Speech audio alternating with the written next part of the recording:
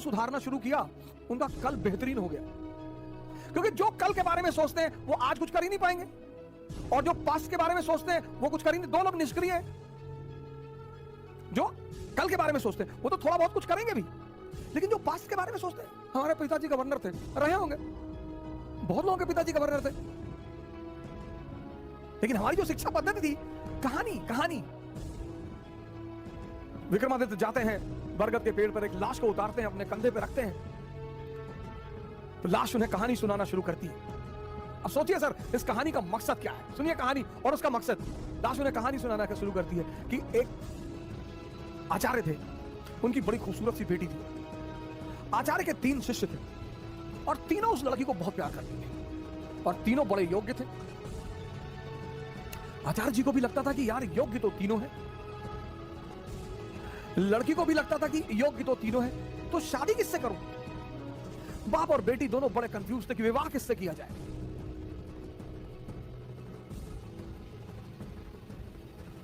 और जब लड़की यह सुनिश्चित नहीं कर पाई कि विवाह किससे किया जाए, तो एक दिन लड़की ने आत्महत्या कर लिया। अब जब लड़की ने आत्महत्या कर लिया, तीनों बड़े निराश हुए, गए उसका दाह संस्कार किया। तो एक शिष्य तो तुरंत सन्यासी बन गया, वहीं धूनी लगा ली उसने उसकी कब्र के पास कि बस अब जीवन में कुछ करना ही नहीं, जिसको मैं प्रेम करता था वो बचा ही नहीं, तो अब जीवन में कोई सार नहीं, अब सिर्फ तपस्या करनी है और तपस्या करके ही जीवन को त्याग देना है। दूसरा फकीर बन गया, घूमने लगा देश विदेश में। उसे पता था कि हिंदुस्तान में कुछ संत हैं जो फिर से जीवित करने का मंत्र जानते हैं। लगा वो उन संतों को खोजने जो फिर से जीवित करने का मंत्र जानते थे।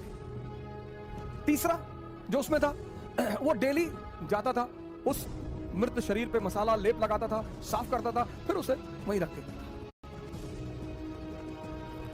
अब ये सिलसिला कुछ वर्षों तक चला, 2-4 वर्षों तक चला। तो वो जो घूम रहा था चारों तरफ, फकीर बन गया था, मंत्र की तलाश कर रहा था, पुनर्जीवन देने के मंत्र का जो तलाश कर रहा था, उसे एक दिन कुछ महात्मा लोग मिल गए, वो उस मंत्र को जानते थे।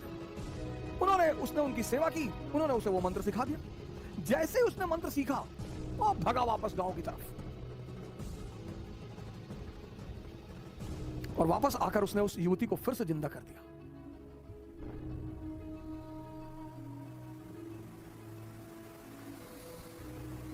जब उसने फिर से जिंदा कर दिया, तीनों दावेदार फिर खड़े हो गए, और अब तो युवती और सुंदर हो गई। तब उस वेताल ने विक्रम से पूछा कि विक्रम बता कि अब लड़की को किससे विवाह करना चाहिए? अगर तेरे मन में उत्तर आ रहा है और तू जवाब नहीं देगा तो तेरे सर के टुकड़े टुकड़े हो जाएंगे, और अगर तूने जवाब दिया तो मैं तुझे छोड़कर चला जाऊंगा।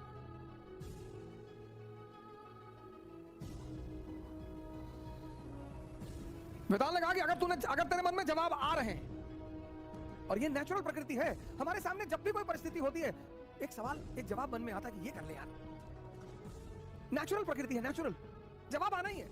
तो वेताल ने कहा कि देख विक्रम, अगर तेरे मन में जवाब आ रहा है और तूने मुझे नहीं दिया तो तेरे सर के टुकड़े टुकड़े हो जाएंगे, और अगर दे दिया तो मैं चला जाऊंगा।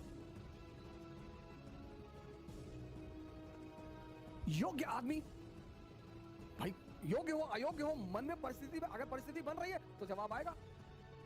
तो विक्रमादित्य ने जवाब देना शुरू किया।